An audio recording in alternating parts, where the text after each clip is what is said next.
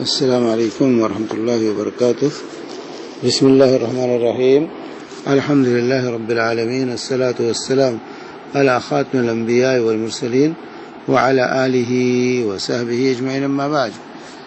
یہاں پر ایک بہن کا سوال ہے کہ انڈیا میں پچھلے سال کسی خاتون کو کسی نے کہا جان بچ جائے گی، گود نہ گودوا لو، اور اس نے گودوا لیا، مگر علم ہو جانے کے بعد کہ کتنا بڑا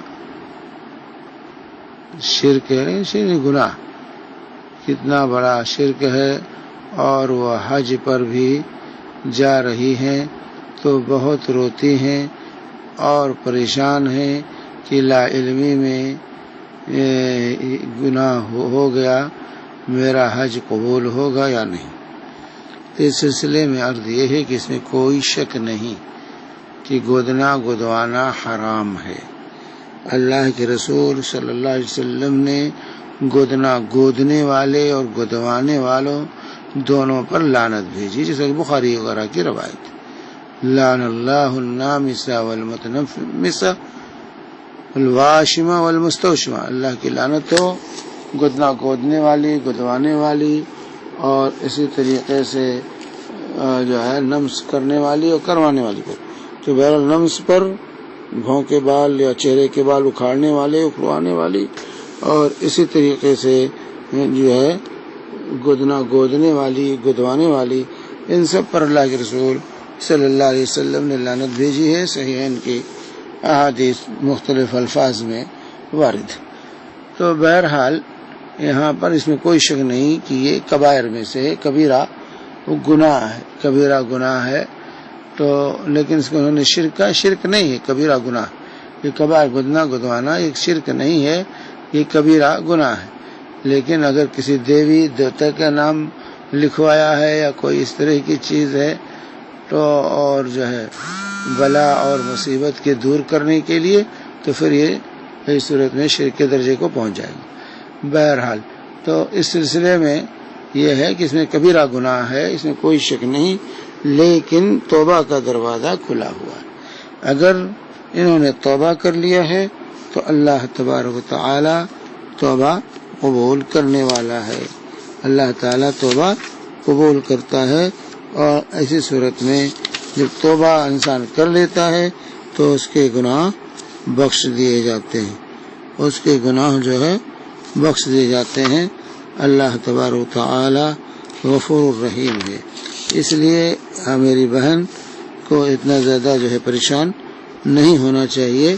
اللہ تعالی کے ارشاد ہے سورہ الفرقان آیت نمبر 70 میں کہ الا من تاب وآمن وعمل عملا صالحا فاولئک یبدل اللہ سیئاتہم حسنات وکان اللہ غفورا رحیما، کہ مگر جو لوگ توبہ کر لیں، ایمان لے آئیں اور اچھے اعمال کرنے لگیں تو اللہ تعالی ان کے سیئات کو حسنات سے بدل دیتا ہے، ان کے گناہ کو نیکیوں میں بدل دیتا ہے۔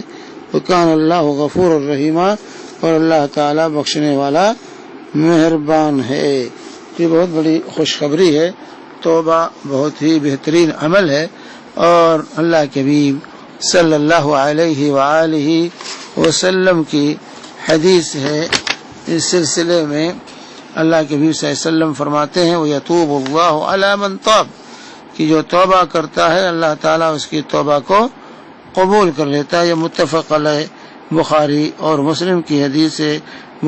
مسلم میں اس کا نمبر ہے 1049، اور اسی طرح سے بخاری کی بھی حدیث ہے، مسند احمد میں بھی یہ روایت موجود ہے۔ تو حضرت انس بن مالک، حضرت ابن عباس رضی اللہ تعالی عنہما اس کے راوی ہیں کہ اللہ کے صلی اللہ علیہ وسلم فرماتے ہیں وَيَتُوبُ اللَّهُ عَلَى مَنْ تَابَ، کہ جو توبہ کرتا اللہ تعالیٰ اس کی توبہ کو قبول کر لیتا ہے۔ اور اسی طریقے سے اللہ کے حبیب صلی اللہ علیہ وسلم کا ارشاد سنن ترمذی میں، ترمذی جو ہے حدیث نمبر 3537 اور مسند احمد جو ہے میں بھی روایت ہے، اور اسی طریقے سے ابن ماجہ حدیث نمبر 2053 جو ہے میں موجود ہے اس میں جو ہے ابن حبان بھی روایت ہے، مستدرک حاکم کی بھی، مختلف حدیث کی کتابوں میں روایت ہے کہ اللہ کے نبی صلی اللہ علیہ وسلم نے ارشاد فرمایا ان اللہ عز وجل یقبل توبۃ العبد ما لم یغرغر، کہ اللہ تعالیٰ بندے کی توبہ اس وقت تک قبول کرتا رہتا ہے جب تک کہ جاکنی کا وقت نہ آ جائے، جب تک روح القوم میں نہ پہنچ جائے۔ تو اس طرح توبہ کا دروازہ اللہ نے کھلا رکھا ہے، اور جب بھی بندہ توبہ کرتا ہے تو اللہ تعالیٰ اس کے گناہوں کو میٹ دیتا ہے، اس کے گناہوں کو جو ہے التوبۃ تجب ما کان قبلھا، کہ توبہ اپنے پہلے گناہوں کو میٹ دیتا ہے، ختم کر دیتا ہے۔ اس لیے انہیں پریشان نہیں ہونا چاہیے، سچے دل سے توبہ کر لیں اور پھر وہ حج پر جائیں، اس سے ان کا حج متاثر نہیں ہوگا، ان کا حج صحیح ہوگا، ان کا حج صحیح ہوگا۔ جو ہے یہ اللہ تبارک و تعالیٰ نے توبہ کا دروازہ کھلا ہوا رکھا ہے، تو سچے دل سے توبہ کر لیں، اللہ معاف کرنے والا ہے، معاف کرنے والا۔ اور اگر یہ گناہ جو گدوایا ہے اگر وہ آسانی سے زائل ہو سکتا ہے تو اس کو زائل کرا لیں، ورنہ کوئی پریشانی کی بات نہیں ہے۔ اگر آسانی سے زائل ہو جائے بغیر کسی جو ہے تکلیف کے اور بغیر کسی اس کے نقصان کے، تو ایسی صورت میں اس کو زائل کرا لینا بہتر ہوگا۔